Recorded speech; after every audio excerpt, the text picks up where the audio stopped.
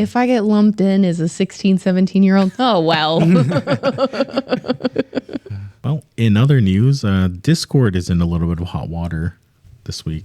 Yes, they're facing backlash after requiring an age check in order to access some restricted content on the app. Discord are trying to implement a system that will verify a user's age based off of sending in their ID, and that gets sent to their servers. And then on your end, you scan your face in order to compare it to that ID. If I get lumped in as a 16, 17-year-old, oh, well. They'll be very accurate between, was it 1.3 year range? 18 from to 20. 18 to 20. We're going to see how Anything older than that, you're done. we're going to see how Discord's guesstimating system ranges our maturity here. Let's me I wonder if he'll give you a little badge that says like, this is your age. Yeah. Like a, I don't know. Based on how you talk. We should report back. Yeah. Let everybody know what age Discord thinks we are. Man. I'm going to be talking like a philosopher for the rest of the week. You're 1,000 years old. From DogHouseSystems.com, this is the DogHouse Podcast. Another week, another fantastic DogHouse Systems podcast. I'm joined by Abby. What up? And Robert. Hello. Once again, thank you for tuning in to listen to us talk about the news, some AI as always, some gaming new releases, some gaming news, and as well as covering coolers when you're configuring DogHouse system. So as always, a little bit of AI adjacent hardware update. Feels like we are like constantly every week we'll bring you the latest hardware shortages. We'll bring you the information we know. Yeah. So this comes to us from Mashable.com via Western Digital, and the title is "Thanks a lot, AI. Hard drives are already sold out for the entire year," says Western Digital, which is just... It's only February. Yeah, it's great. Now, we don't sell a ton of hard drives. We mostly sell SSDs and NVMe SSDs. But we do offer a range of hard drives. Yeah, if you need a hard drive, good news is we're still able to purchase them and provide them in your system. But if you happen to be a hyperscaler or you plan to open up a data center and need a bunch of hard drives, good luck. Good luck getting any allocation if you haven't already set that up through the end of the year. So Western Digital's CEO Irving Tan said we're pretty much sold out for the calendar year of 2026. And that is about as much information as you need with that one. So if you haven't already placed your order and you're a large customer, the top 7, I think, you're basically not getting allocation for the rest of the year. So wow. 3 They're covered for the entire year. Yep. And great for them. 3 of their customers have agreements for the next 2 years. I was just going to ask that. 2028 they're as well. already covering the next 2 years afterwards. Wow. Yeah, memory is very similar, but we don't have a direct quote from a memory CEO. Maybe downsize your media library or your game library, or uninstall some stuff if you need to download a larger game. Yeah, hard drives are a weird thing because you can only make the price go so low. As low as they can get, you still need a motor, you still need a case for it, you still need metal platters, and you just add more platters if you want a larger capacity hard drive. So prices aren't going to get any lower. A lot of newer chassis aren't really considering hard drives. They're mostly thinking, okay, these guys are moving to SSDs. There's not even a place we're going to put this. Yeah, even for like 2.5-inch SATA SSDs, most of the time you get maybe one or two 3.5-inch hard drive slots, and everything else just NVMe right on the motherboard. Yep. Or an add-in card. Yeah. In more AI news, ChatGPT. Yeah. ChatGPT has officially disabled their 4.0 model for good. It's gone. They announced it, I believe, in January, and it took effect February 13th. And I actually found out about this through the Kid Craddock morning show. Shout out to them. I listen to them in the morning sometimes. And one of the hosts brought up a really good, point. What is going to happen to a bunch of people who have started committed relationships with their chat GPT 4.0? Okay, when you originally said that, I thought they were just ending that service, but I guess products that rely on that model also are no longer working, or I guess what is the committed relationship? So like they are in like a full on committed like relationship that you would have with another human being. Okay. Okay. Yeah. I like to try and be open-minded. I'm trying to understand. So I guess, how do you interact it just through chat? Mm-hmm. Okay. You just have a conversation with them, and it turns into romantic dating and all that stuff. And people, I believe there are people on the internet who swear that they found their soulmate. Really? Their soulmate through chat. Wow. Okay. Well, I'm pretty sure there's a way that people save these older models, and maybe they have a copy out there somewhere for people like that, or they can find a similar model.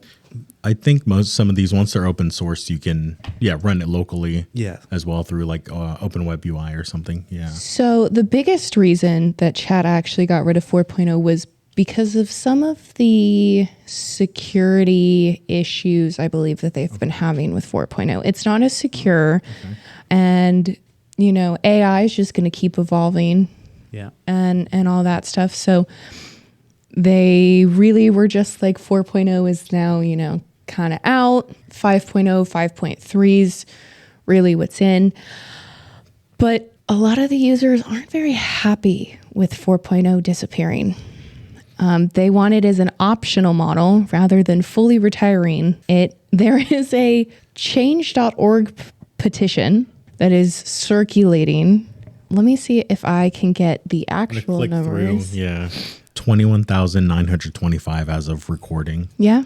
And I know ChatGPT, they usually run one of their latest models as their paid ones that you get a few free tries with, a few free prompts with, and they also run an older model.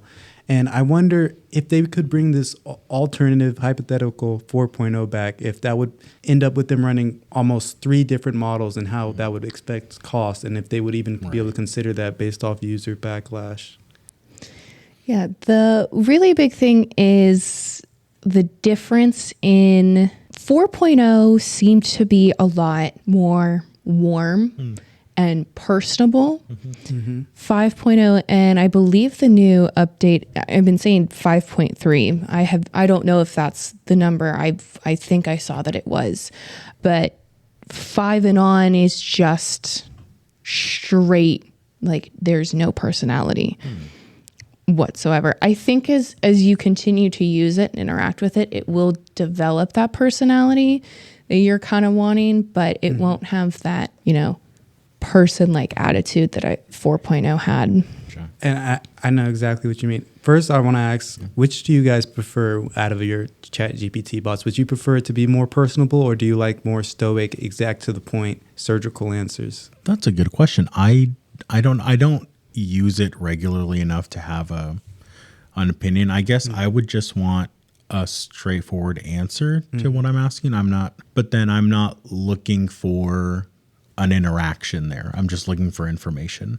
But I can definitely see if you want the interaction, or maybe you have a tough time, or you just don't want to socialize with people around you or online. I can definitely see where that would be appealing. Sometimes it's even easier to convey information when it's less book talk and more like person to person. Yeah, if you can say explain it to me like a friend would, or explain it to me in plain English rather than just terminology. Yeah. I feel like that's how it probably should go. It shouldn't develop the personality. Like, you should just be like, I want you to explain this to me, Yes. In like layman's terms kind of thing. I completely agree because I usually prefer mine to be like reading it out of a book, just conveying information as stoically as possible. However, I asked it a question about a week ago, and it talked to me using Gen Z slang out of nowhere. Really? Okay. Yes. Really? And this was the latest model, so I was very confused. It was my favorite model, 5, about a week ago, whatever the latest model was in 5.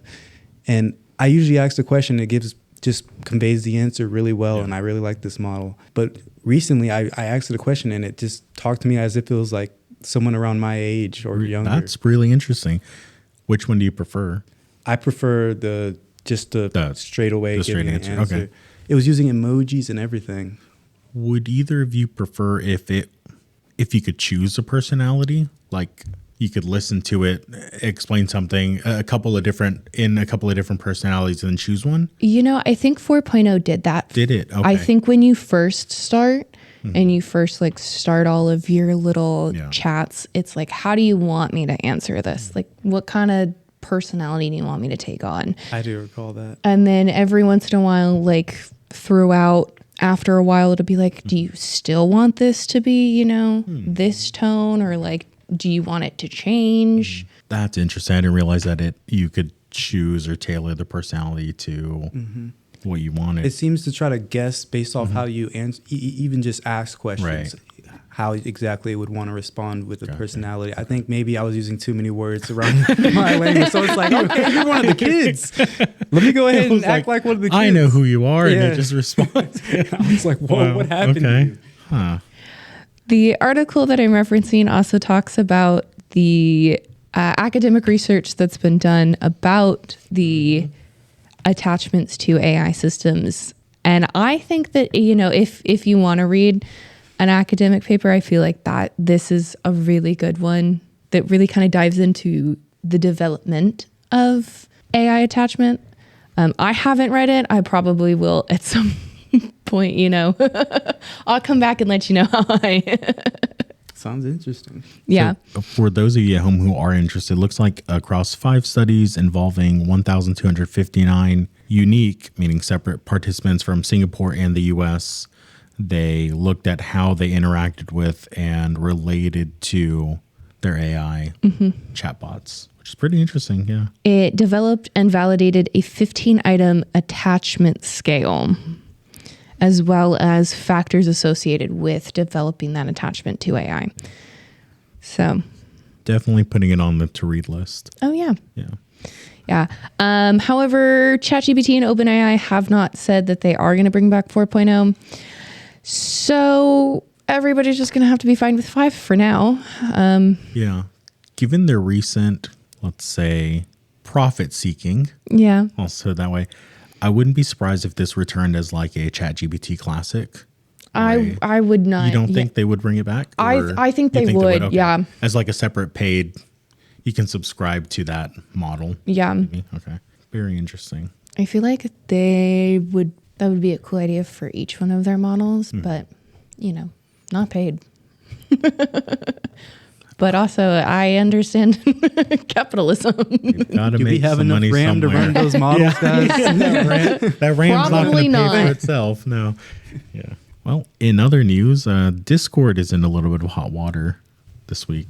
Yes, they're facing backlash after requiring an age check in order to access some restricted content on the app. And some people are having doubts due to a recent data breach that happened when they were collecting information prior for age verification. Currently, Discord are trying to implement a system that will verify a user's age based off of sending in their ID, and that gets sent to their servers. And then on your end, you scan your face in order to compare it to that ID, and the information of your selfie never leaves your phone.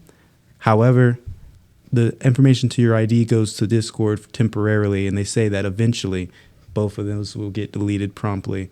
I feel like it should be the other way around. As in, you keep in your ID information and then only they receive their selfie information? I feel like that would be...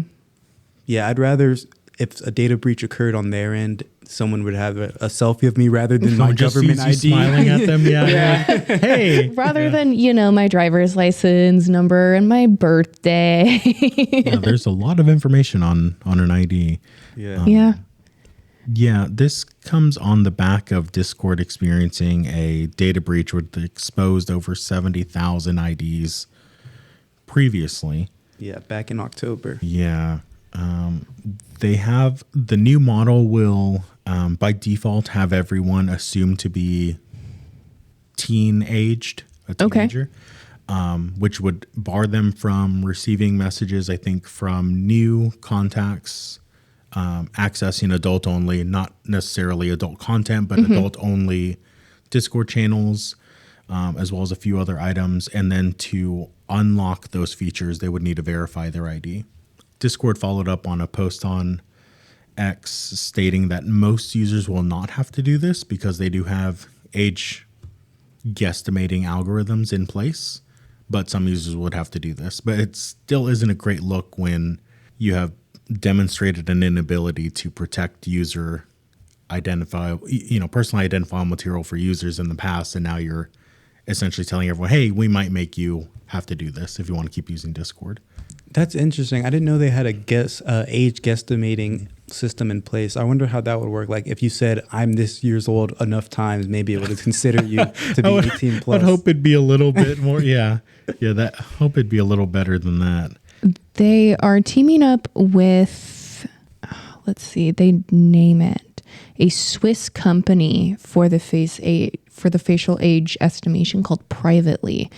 Privately, on the article, claims that its technology is, quote, proven to be accurate within 1.3 years for 18 to 20-year-old faces, regardless of gender or ethnicity.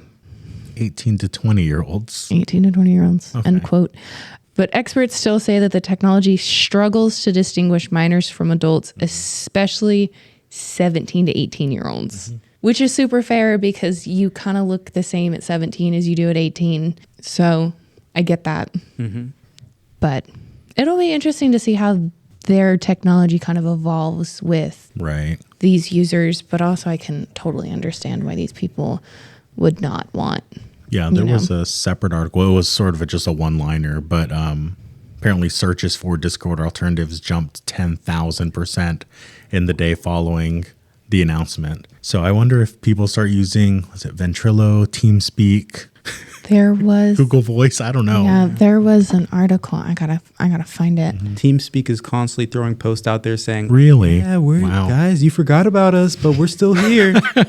Yeah, my friend, a couple of friends and I used to self-host a Ventrilo server. You just run it on your computer.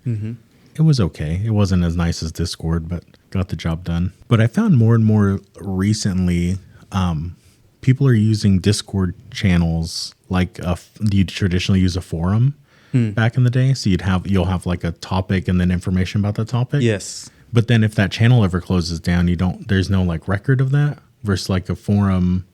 There's like post history and all of that. Yes, I think threads is what they're called. Okay. And you can implement them into a channel and they'll be there temporarily. I recall even going back and looking for a thread for a conversation that I had, and I think about a year later, it's completely gone. Really? Yeah, that's so interesting to me. It's because at least when I was growing up, we were always taught, the internet never forgets. And now it seems like, oh, well, stuff is wiped from the internet all the time. I can't find what I'm looking for. Like just basic information. Like the internet is forgetting. I feel like the internet is actively that forgetting. Is terrifying. Yeah. Someone probably will be able to pull up a thread from somewhere if they really needed to. Yeah, but most of the time when you find that it's on like an old forum, because a forum is relative to like subscribe to Nitro or something on Discord. Pretty cheap to run, I think. But speaking on the alternatives, there was an article that PCMag reported that Matrix, an open source alternative, saw a huge spike in people signing up when Discord announced the age verification. Wow. And Savannah Badalich, Discord's head, I'm sorry if I said that name wrong. Discord's global head of product policy is expecting people to be mass converting to alternatives or checking out. And they're trying to do a bit of mitigation by saying that they don't expect the workarounds to work perfectly, but they're better than what happened back in August. And they even mentioned back that they're trying to avoid things like the teens using the Death Stranding photo mode to copy pictures of that was in-game characters to verify them as 18 plus. Yeah. I believe if you do decide to hop from Discord to an alternative like Matrix or one of the other ones, I know I'm just reading this Matrix one. They are not fully developed in the way that Discord is. Yeah. So they have yet to add features that Discord users enjoy. So streaming, push to talk, voice channels, custom emojis, stuff like that. So just be prepared that You're kind of going back to a basic system. You're beta testing while they develop it. Yeah. I feel like that's going to be a problem with a lot of alternatives right now, is that Discord has so much set up for it right now, even with the potential problem that people may have with this update coming out. Yeah, even like integrations with like streaming or people who are professional streamers, like you can like use tags or something in the channel, I imagine, to like enact stuff on screen, right? Or if you like give them, I don't know, Twitch bits or whatever, like it'll do stuff on stream. I guess that's more Twitch. Yeah, Twitch side. That's more Twitch. But just streaming to like a movie to your friends, you can do so easily over Discord, especially with Nitro, where you can raise the quality of it, which I don't think even most like group chats sharing or any forum things do much. No, yeah, they tend to compress the video pretty heavily on other things. Yeah,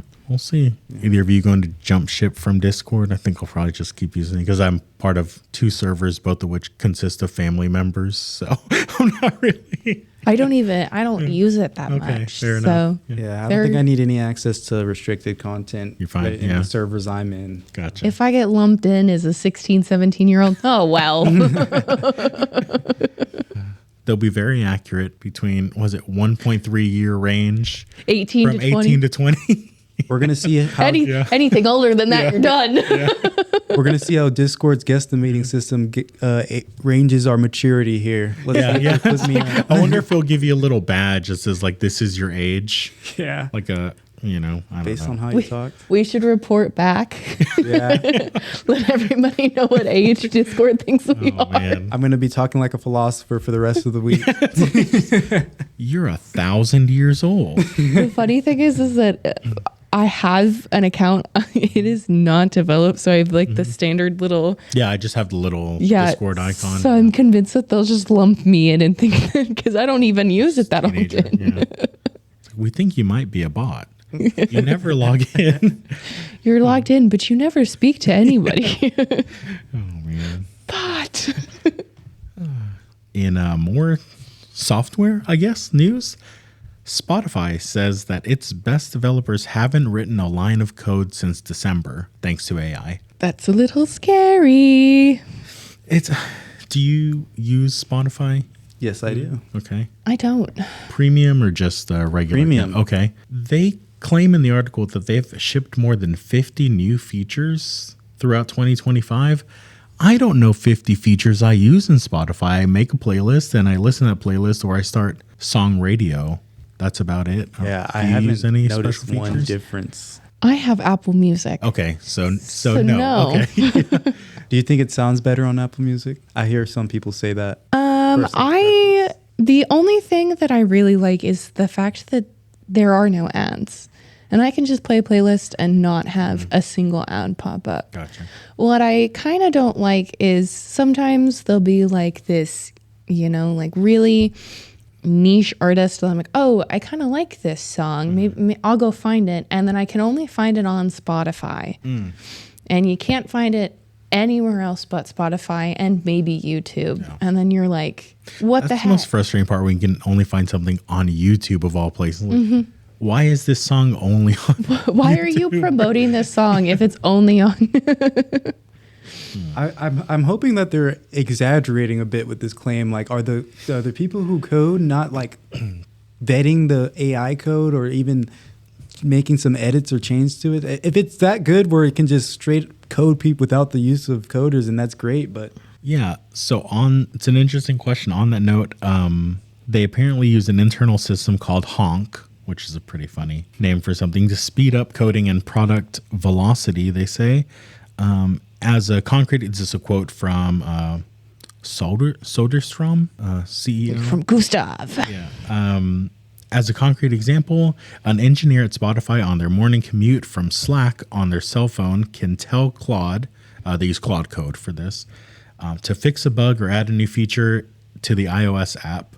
And once Claude finishes the work, the engineer then gets a new version of the app pushed to them on Slack on their phone so they can then merge it into production, all before they even arrive at the office. This is not the opinion of DogHouse Systems. My next statement. That sounds pretty bad to me. Before they're even at the office, they're expected to push a new update to the app from their cell phone on their way in. Yeah. Instead of making sure they arrive safely or enjoy their morning before they're supposed to be at the Yeah, I office. was gonna say, first of all, Yeah. don't code and drive. Don't do AI not code and drive. Yeah. And if you're taking, public transport or riding with someone, just enjoy the journey. I don't know. Yeah. It's an odd, I don't know how to feel about this one. So I use Spotify. I subscribe to it. So does the rest of my family on a family plan. But yeah, it seems like maybe a solution looking for a problem. I don't know.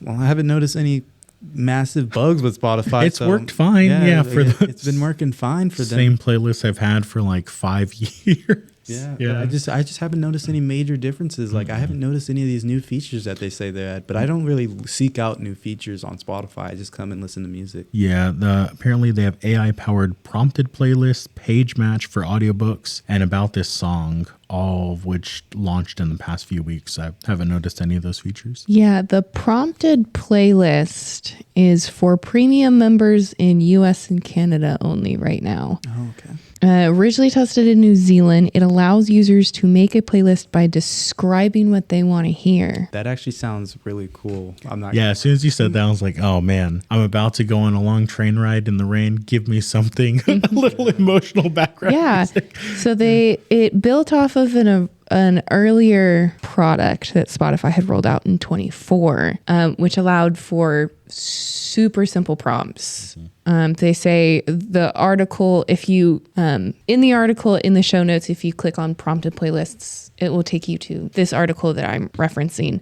It says, quote, get focused at work with instrumental electronica or get pumped with upbeat vibes. So it will actually give you and curate you a playlist based on what you'd like to hear. So if you can describe the feeling, you can make a playlist. They should.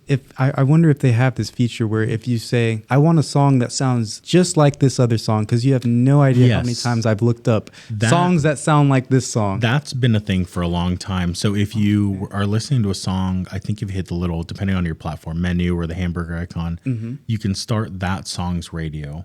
But has been hit or miss for me in the past. Yes. So to play music that's similar, maybe not sounds like it, but like in that same genre. Yeah, that's what I feel like it does more in the same But you're genre. looking for, I want something that actually sounds like this song. Okay.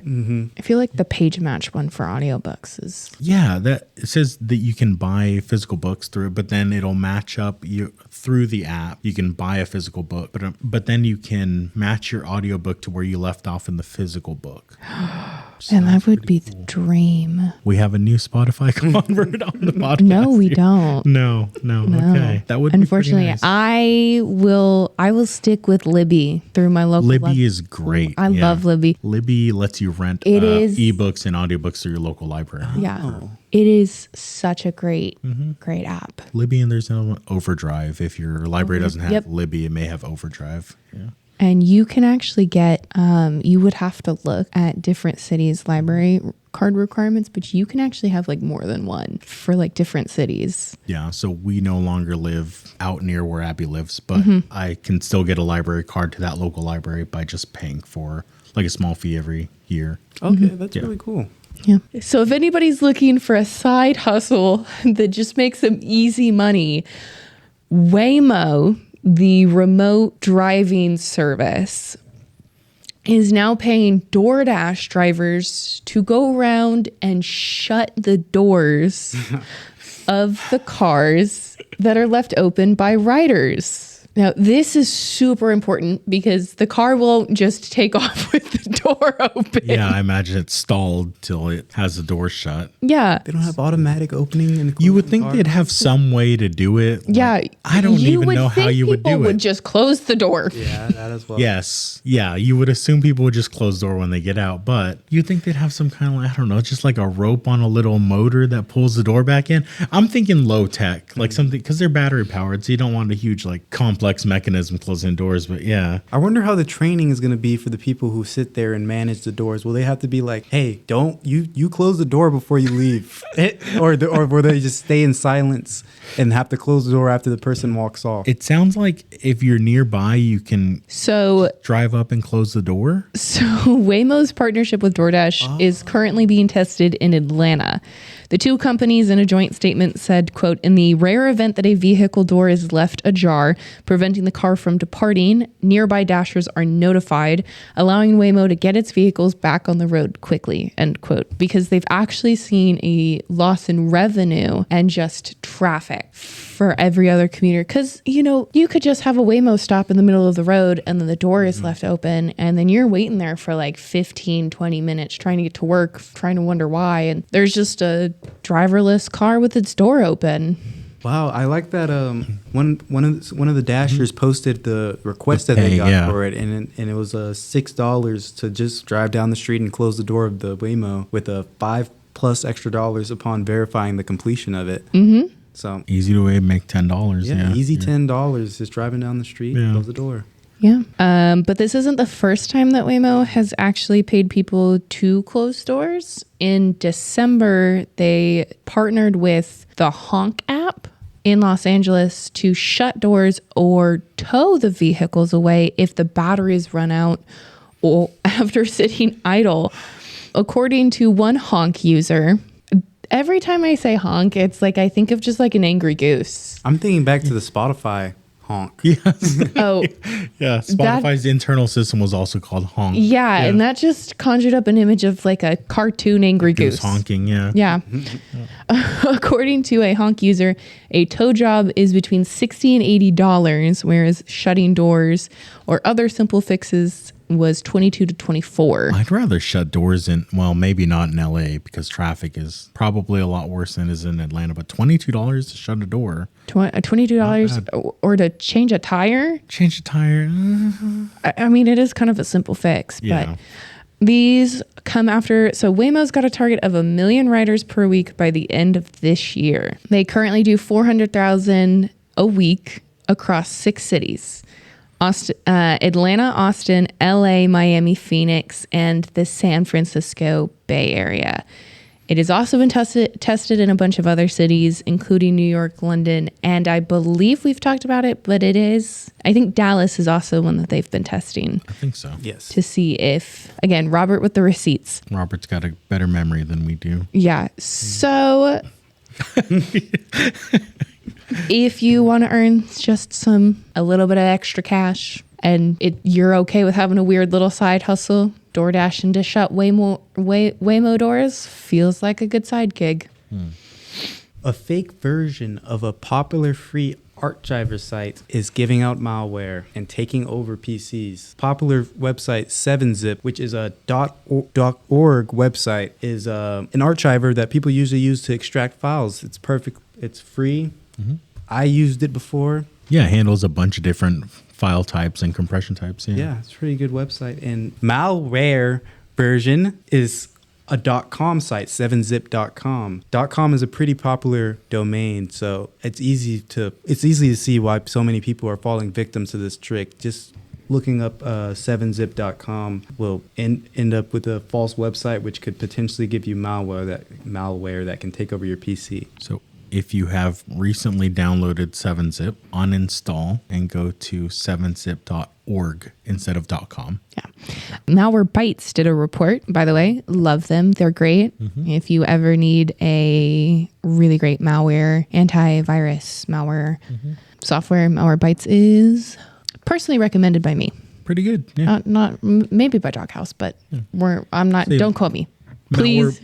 Personally, Malwarebytes, Bitdefender tend to be my two go-to. So Malwarebytes in a report says that the 7zip.com domain hosts downloads to functional copies of the file archiving tool along with a concealed malware payload.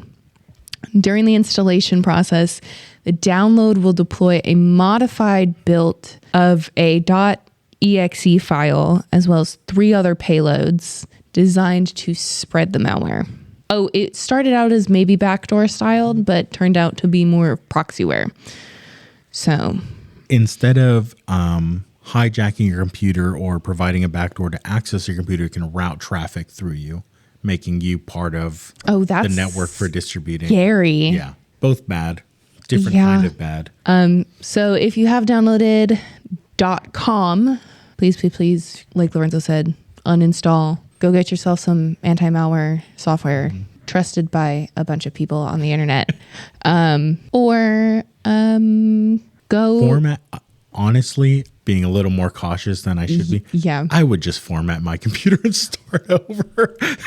But then again, I'm responsible with my data and I keep backups. So I could just restore to a point before I downloaded that.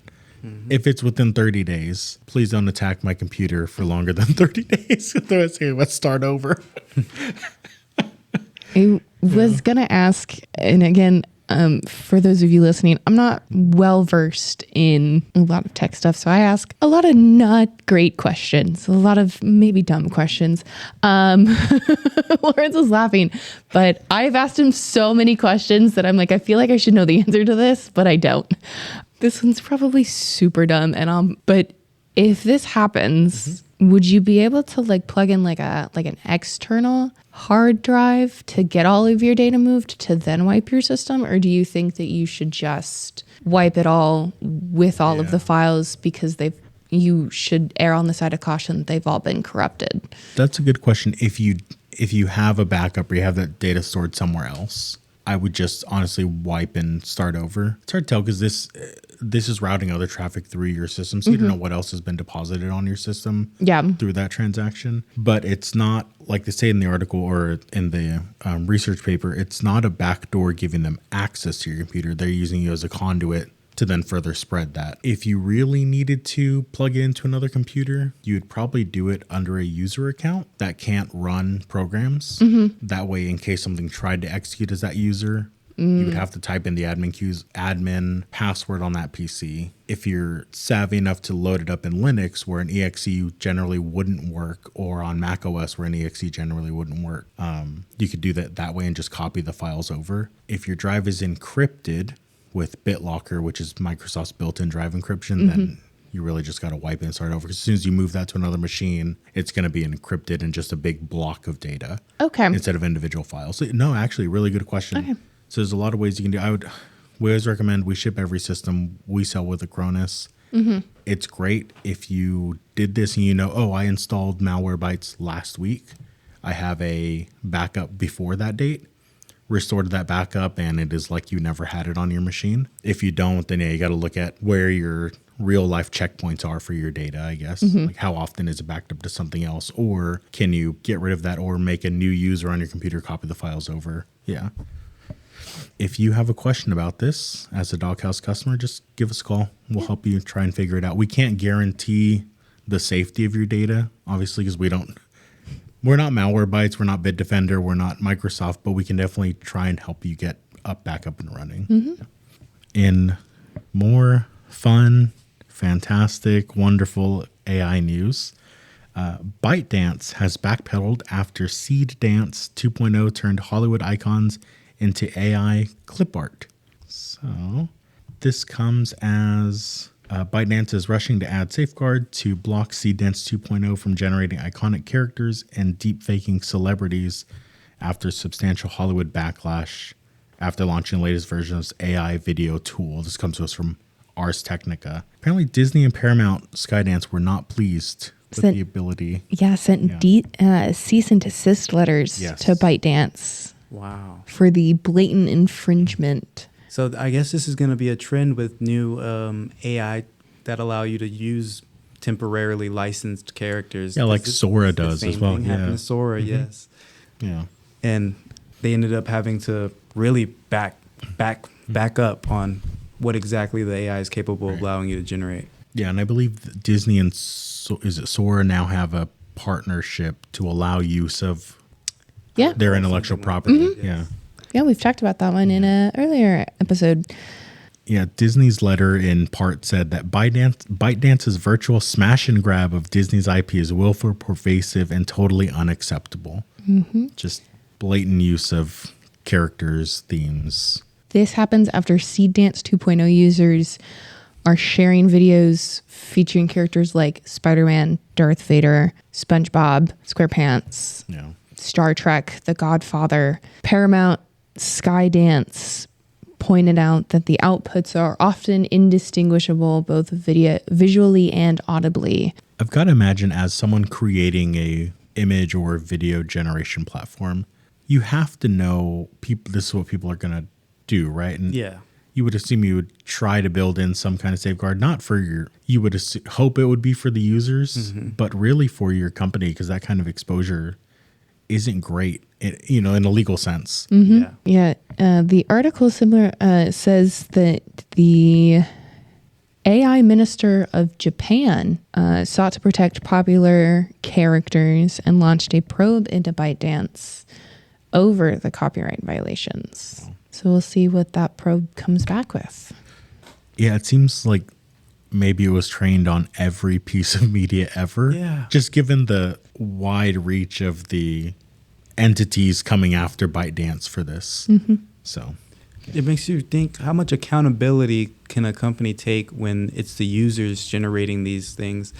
Because was ByteDance allowed at all to train the AI off of those copyrighted materials? And if they are, it's always going to be inside the AI. So people are going to be able to mix and match their prompts to try to kind of sort of get a character that matches the Disney property or whatever it was trained off of. yeah, I don't think they'd be able to go back in the past. They've got like lobotomize it for that specific intellectual property and remove that from the model. I think it's all just ingrained into the training data. Yeah, it's just got to tell it, try not to make Mickey Mouse. Okay, please. There are a lot of, if Mickey Mouse didn't, do not output anything. Yeah. If Spider-Man do not. Yeah, I don't know. It's interesting, definitely. All right. I don't know if you boys watched the Super Bowl, but AdWeek reports that 23% of their ads, so 15 out of the 66 that aired throughout the Super Bowl, were AI generated. Given how much of our news coverage is AI adjacent, yeah, I'm not surprised. Yeah. Yeah. So this includes commercials from OpenAI and Anthropic, including, so they sold AI directly to viewers. Brands like the vodka maker Svedka created an AI ad. That one's terrifying. Would not recommend watching that one. Is that the one with the oranges? No, that's the one with the two robots. The two robots, and they drink and it starts coming out of their mechanical parts and breaking them? Maybe they just like pull the bottles out of like the female just pulls the bottle out of her arm. I think I recall seeing a AI ad on that one actually, and it did look pretty creepy. Yeah. So that was actually kind of shocking to find out that I definitely thought that there was going to be more. Surprisingly enough, based on how well developed a lot of these AIs are, but definitely still a little surprising. I'm willing to bet by the next Super Bowl, 50% AI. That's my wager. Yeah. In 2026, nearly 30% of internet users used ChatGPT. Bringing it around. According to a survey, that figure is expected to rise to 35 by 2029. I think it'll probably rise more Way quickly more than that, yeah. Anthropic Super Bowl ad actually fired a shot across the bow at OpenAI when they claimed to not include ads or not to plan to include ads on Claude when OpenAI announced that it would begin testing ads in, I believe, the premium service as well. I'm trying to remember some of them. Oh, you want to know? Okay, so we watched the whole Super Bowl. This game was not super interesting, but it really holds up to the theory that every time we get a new pope, the Seattle Seahawks make it to the Super Bowl. I will I will not be saying it anymore or defending that conspiracy theory. Yeah, the first time I ever heard about that was after the Super Bowl. You told me that was a thing, or I think may have been right. It was right before. But some of the ads were so funny. So one of them from Bosch, It is an appliance manufacturer. They had Guy Fieri, the chef with the spiky hair. He does the Chicken Guy. His restaurant chain, Chicken Guy, or showed drivers, dine-ins, and dives. Yeah. Okay. He was normal Guy and Guy Fieri.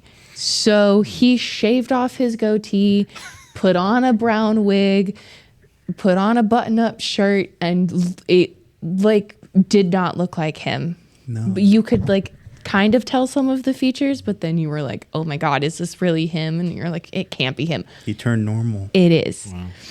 I don't know if they've really announced it, but Scream 7's coming out. Okay. Another fun one they had was a State Farm commercial. It had Haley Steinfeld, the K-pop group Cat's Eye, if I'm remembering correctly. Yeah, I know that is. That's a pretty popular one. Mm-hmm. And then Michael Key. Nope, that's not his name. From Key and Peele. Oh. They did the football where they do all of the players, and it's like all of these wacky names. They did a little skit. Yeah, so he was in the commercial, and it's called "Stop Living on a Prayer." Mm-hmm. So him and another guy are trying to sell insurance to Haley, and they start singing like a version of "Living on a Prayer." Are you going to give us an example? No. A reenactment. Yeah. But my all-time favorite one was the Budweiser commercial. They happen to make the best commercials. This one involved the bald eagle and one of their Clydesdales to Lynyrd Skynyrd's Freebird. Nice. Yeah. Yeah, it's a song that instantly just starts playing in your head. Yeah. Pepsi did a commercial called The Choice, where they had a polar bear, I saw that one. Yeah. blind test Pepsi versus Coke, and ended up choosing Pepsi, and then had a full midlife crisis. Wow, they're calling Coke out. Coca-Cola. Yeah. Was that one AI generated? The bears definitely looked like they were. It was the Coca-Cola 3D bear. Yeah. But in a Pepsi ad. Yeah. 7 feet tall, just having a crisis. Let's see. They did Dunkin' Donuts did Goodwill Dunkin'. That one had Ben Affleck, Jen Aniston, and a bunch of other people that I was like, holy crap. And then they had another ad for the Super Mario Galaxy movie. The more I see ads for this, the more I'm kind of excited to see it. Oh, yeah. I'm ready to see that movie. You going to see it, Robert? Yes, I am. Yeah. I did see the first one. I liked it. Yeah.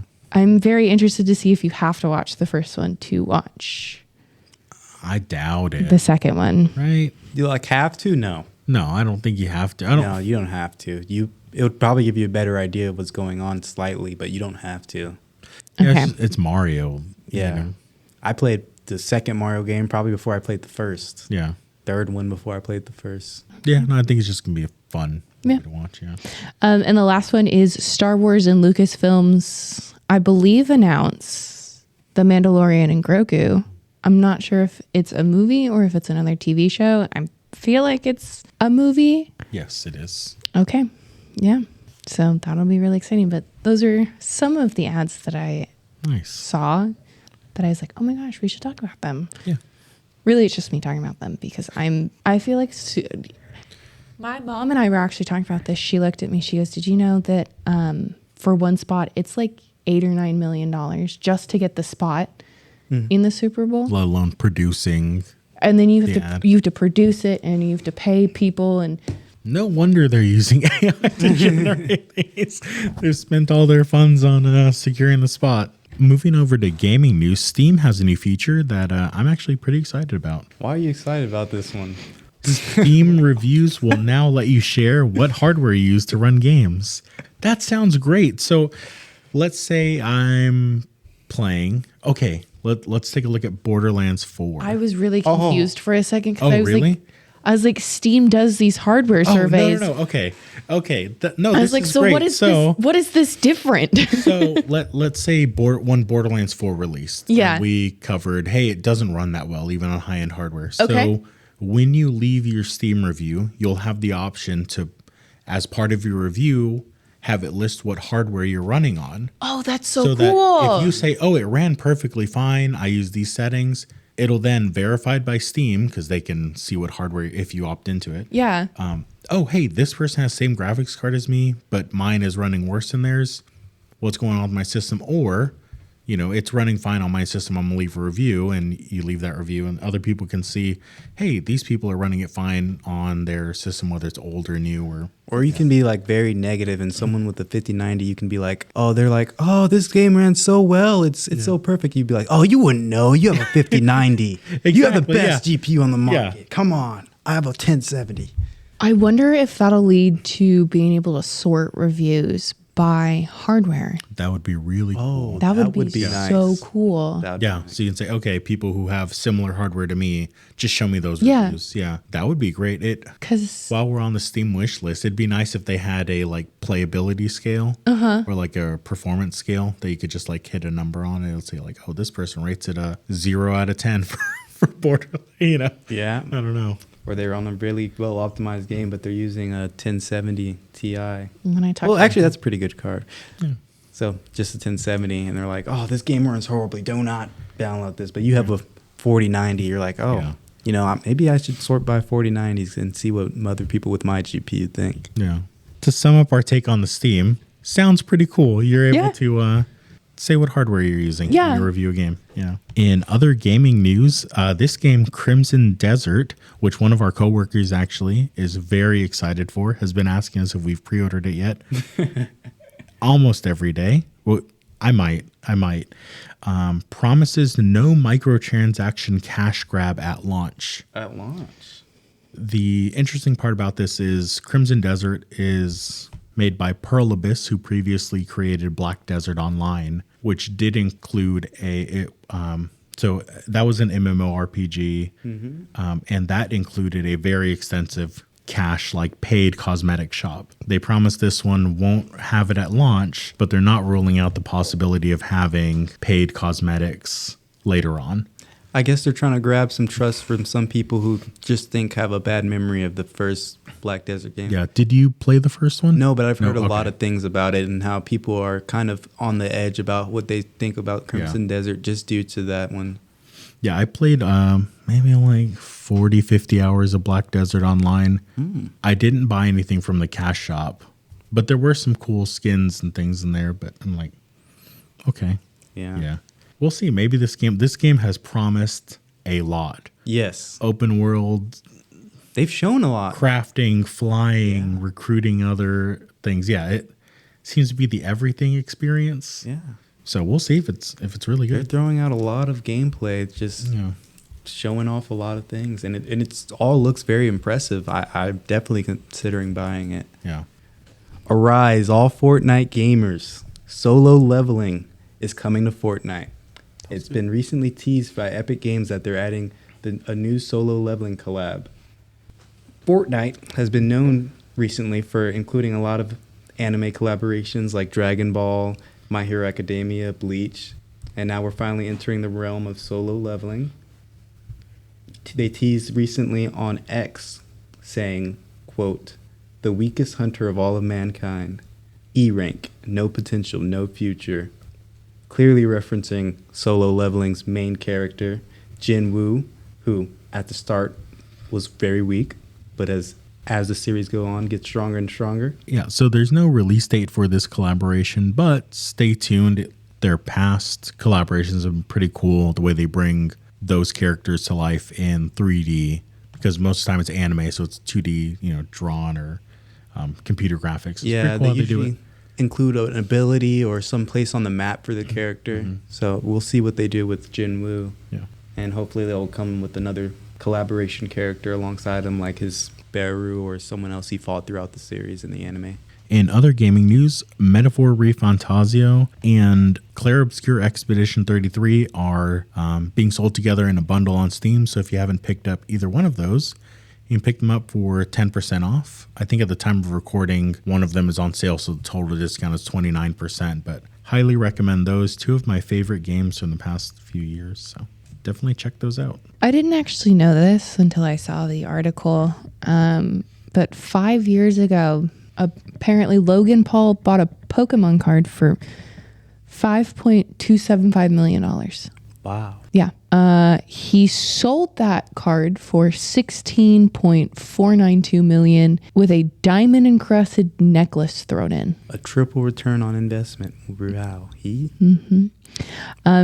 has the rare Pikachu Illustrator card. It was one of 39 created for a Pokemon illustration competition in the late 90s. It went on auction Monday, the 16th of February. So he earned maybe a little bit more than, it's believed that he's earned a little bit more than $8 million in profit after auction fees and all of that stuff is settled. Wow, it's hard to believe that Pokemon cards, well, it's not even hard to believe. It's been known for a while that Pokemon cards can gain such high value in quick amount of time, surprisingly.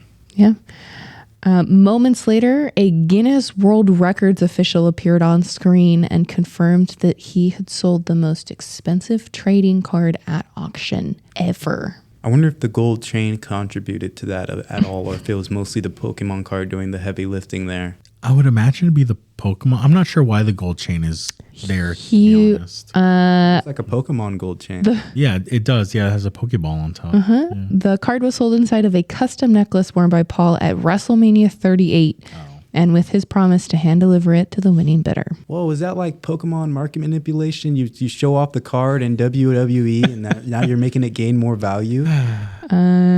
The auctioneer, Golden, says that the illustrator is considered the holy grail of all Pokemon cards. And that his card is what everybody wants because it's virtually flawless. The only illustrator card considered a grade 10 by the authentication agency PSA. The only one? The only one of the, I believe, 39 versions or copies of that Pikachu. card. Yeah. Okay. Wow. As Monday's bidding drew to a close, the price initially held at $6.882 million until a flurry of last-minute offers extended the period over several hours and drove the final auction to $16.492 million from 97 total bids. Or what? Not that they have less money than anyone else. I'm just thinking of things I would spend $16 million on, and a single Pokemon card doesn't cut it for me. Yeah, the card is just one of 20 of the illustrated cards that are graded by the authentication and agency. He got his hands on the grade 10 card by swapping a PSA grade 9 Pikachu illustrator card he previously owned worth $1.275 million and $4 million in cash for it in July of 2021. I'm going down to my local Walmart and buying a Pokemon set. And I think this is an old card. Yeah. I don't think this is going to be your... Only 8 of the Pikachu illustrator cards have been awarded a PSA grade 9, and his sale is the only grade 10, the highest and most desirable grade assigned by the agency. Wow. Maybe in like 20 years, if I hold on to it, I can keep a grade 10 that becomes valuable like later on, you know. I don't know how Pokemon saving works. I have no idea. Yeah. I feel like the gold chain's just a little excessive. The gold chain. I feel like the guy would have bought it even without the gold chain. I wonder if the gold chain makes it worth a little less, because you can't. I'm just thinking if a collector wanted this card to display, I imagine their display only fits, you know, that I think they call a slab. Like that plastic casing, whereas this gold chain is encrusted onto it. So you'd have to get rid of the gold chain to display it. I think so. I was thinking from it would be hard to say that he has like the hardest, the most expensive cell if it's also accounting for the gold chain, because I'm sure most Pokemon trades or sales are just the card. Yeah, not just like here's a car with it or a gold chain or Yeah. That kind of makes it weird. Like, but if somebody sells like a $20 million mansion and they're like, hold on, you can take my Pikachu I found on the floor yesterday. We have the most expensive trade this now. Card from my childhood. Yeah, that it does muddy the waters a little bit. Yeah. Okay, cool. We're not going to take away from his accomplishment though. That's cool. Oh, the necklace alone is $75,000. Oh, Created. Okay, so expensive, but Yeah. didn't contribute that much to the purchase price. Yeah, created by Sonny the Jeweler, the necklace is made from pure Italian solid gold and set with about 35 carats of natural diamonds, according to the auctioneer's website.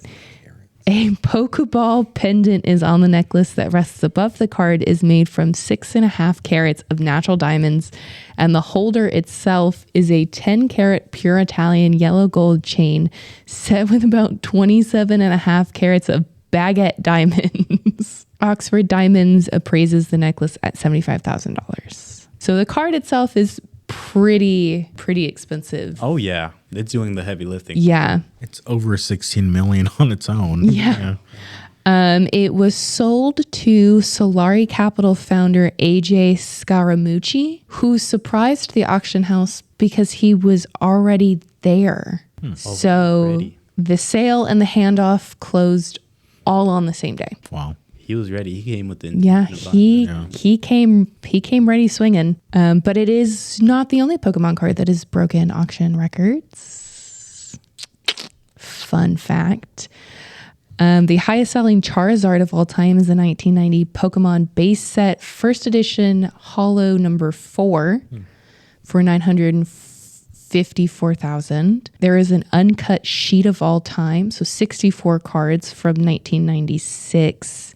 Japanese base set Holo uncut for $613,000. And they had a 1999 Pokemon base set first edition factory sealed booster box, so 36 sets of cards for $496,000. I believe just in the auction house. In non-Pokemon news, a previous partner of DogHouse Systems, iRacing, is releasing a new game. Woohoo! iRacing traditionally is a very like sim focused. Yes. This one, as the title suggests, is arcade and more arcade. So it's third person only. Yes. You're not driving in the cockpit. You're not driving in the cockpit. You're driving from like a third person view of the camera. I feel like that is, for someone who's really bad at coordination, i.e. me, I would be horrible at this game. The description on Steam is race across global license series and build your own racing team to secure your motorsport legacy in this third-person arcade racer. And I just remembered the original iRacing game. I've actually personally helped one of our Doghouse customers install it onto their system. Woohoo! Yeah, it's very popular. Very cool sim racing. Yeah. So it is planned to be released March 3rd of this year, which is really exciting. Nice. Yeah.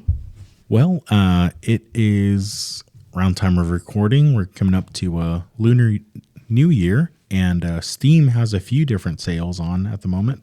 Bethesda, pretty much everything is on sale. So if you want to play Fallout, any of the Elder Scrolls games, Indiana Jones and the Great Circle, all of those are at least, I believe, 25% off, up to 80% off, depending on the game. So check those out. Sega also has a Year of the Horse sale with titles like Sonic Shadow Generations, Sonic Racing Cross Worlds, as well as games like Demon Slayer, Hinokami Chronicles 2 on sale, and Metaphor ReFantazio is on sale for 50% off. If you have not yet played Resident Evil Village or Squirrel with a Gun, an odd pairing, you can subscribe to Humble's Choice membership and get them both for $14.99.